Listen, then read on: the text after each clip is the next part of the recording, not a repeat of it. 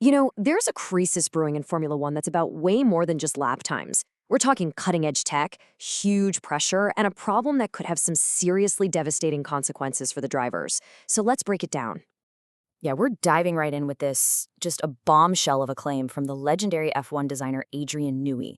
Look, when a guy like that uses a phrase like permanent nerve damage, you know this isn't just about a car being a little bit slow. This really sets the stage for a problem where the stakes are dangerously and very, very personally high. So, what's causing all this alarm? Well, we're talking about a really severe technical flaw. It's an intense, dangerous vibration that's reportedly putting drivers Fernando Alonso and Lance Stroll at genuine physical risk every single time they get in that car. Okay, so at the very heart of this thing, the new Honda power unit is creating what sources are calling abnormal vibrations.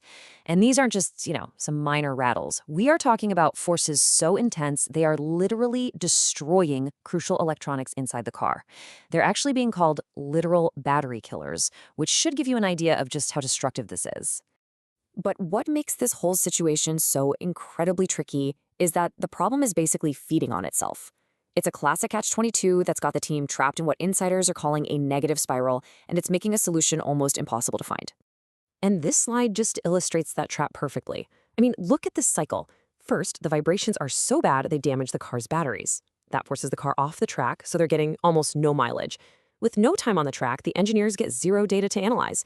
And, you guessed it, with no data, Honda has no way to understand and fix the very vibrations that started this whole mess. It's just a vicious, self-perpetuating loop.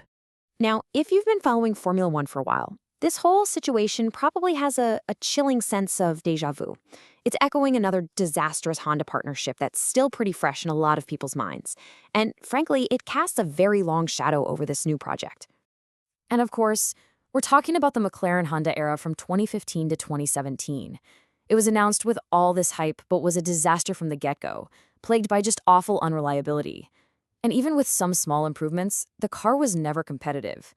The whole thing eventually just fell apart in a very public, very bitter war of words. And that's a really worrying precedent.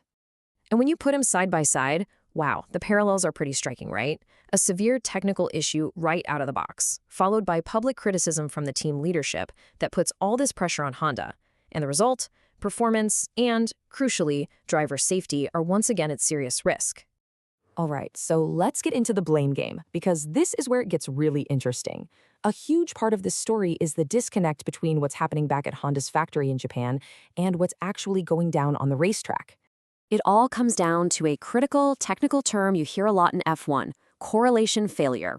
In simple terms, it just means that the results Honda is getting from all their state-of-the-art simulations back in Sakura, well, they just aren't matching up with what the car is actually doing in the real world. What looks great in the lab is failing completely on the track.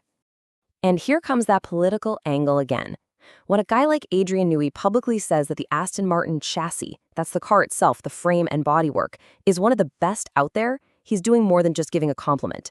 This is widely seen as a strategic F1 chess move to isolate the problem and basically point the finger directly at the engine. I mean, this is a classic political tactic in the paddock. It's often called hanging your partner out to dry. By publicly saying, hey, our part of the car is great, the team leadership is trying to control the story and put the full weight of the blame and all the pressure to fix it squarely on Honda's shoulders. So with all this technical and political pressure just mounting and mounting, the future of this whole partnership is starting to look pretty fragile. And with the careers of two of the sport's biggest names on the line, the stakes just could not be higher. So let's just put it all together. What do we have? We've got a physically dangerous technical flaw, a negative spiral that's stopping any real progress, the ghost of a past failure looming over everything, and a public blame game that's already kicked off. And all of it is putting the careers of two drivers in serious, serious jeopardy.